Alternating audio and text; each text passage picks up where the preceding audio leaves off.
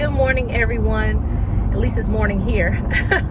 I hope that you're having an amazing day. And if not, I just want to declare over you today that your day will be exceptional. And so receive that. I'm on my way into work, and honestly, I've been trying to really collect my thoughts around the message that I want to share with you today. And hopefully I'll be able to articulate it in the way that I actually feel it. So if I have some slips or blunders, I'm going to ask for your forgiveness in advance, because I just want to be sure, I'm speaking from a heartfelt place and I'm speaking as it comes to me. But today I want to encourage you to be mindful, and of course I always have to do this safely right when I'm driving, to be mindful of the people who enter your life because they may have need of what it is that you have to offer. I think of this in the context of Proverbs 19:17, I believe is the scripture. And in that particular passage of scripture, it talks about God paying back, repaying those who lend to the poor. Now, what does that have to do with the context of what it is that I'm sharing? In many cases or instances, when we hear that scripture, read that scripture, we think of poverty in the sense of finances, right? But the Hebrew word that's used there is dal, if I'm pronouncing it correctly, D-A-L, which means lean. And so I think we can come to an agreement that, gotta get over, it means lean, that poverty that's being used is lacking in some way.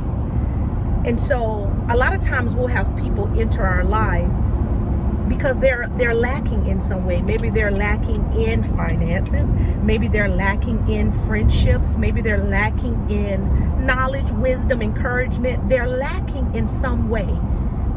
And we are able to fill that need. And so I just want to encourage you to be mindful of the people who enter into your life for that reason. And I've never been more reminded of that as I have been now in this moment, because a few days ago I lost a good friend, Tanisha. And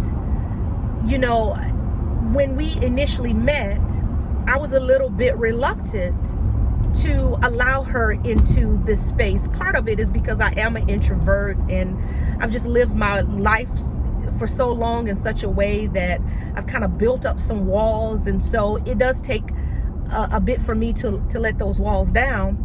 And then another part of it was, if anybody who's viewing this knew her, she was unapologetically herself. She said how she felt in the manner that she felt it, and that was sometimes offensive to others. But I always say that because I've set myself to be a person of understanding, because the Bible does tell us that when we get knowledge, we're to get understanding right along with wisdom, that God has graced me with the ability, a greater depth of understanding, so I can see in a lot of instances what other people are unable, or in some instances unwilling to see. So I could see that despite that tough exterior, and sometimes that was hard for people to receive, that she had a heart of gold. She loved me, she loved my family. And I think about all the things, I'm going to do this without getting emotional, that I'll no longer be able to share with her. I used to talk to her on my way in to work. And so just all of the things that she was looking for that I won't be able to share with her. So I said I wasn't going to get emotional.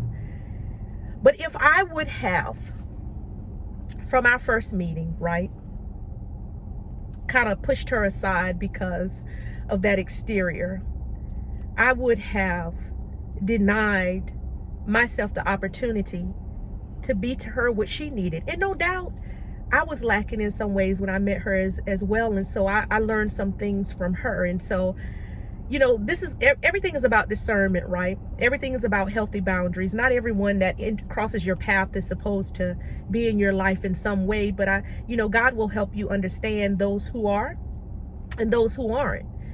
But just know that, don't be so quickly to dismiss people who enter your space because they look contrary to whatever that ideal is that you may have formed about the people that God is bringing into your life, because we all have need of one another in this faith walk. And so hopefully that all made sense. Just know that what you are to someone else, the way in which you feel another person who is poor in whatever way, poor in spirit, poor in finances, poor in resources, poor in relationships, poor in whatever, God is going to repay you back for that. So be blessed. And until next time, I hope that you all have an amazing day, and I'll be in touch again soon.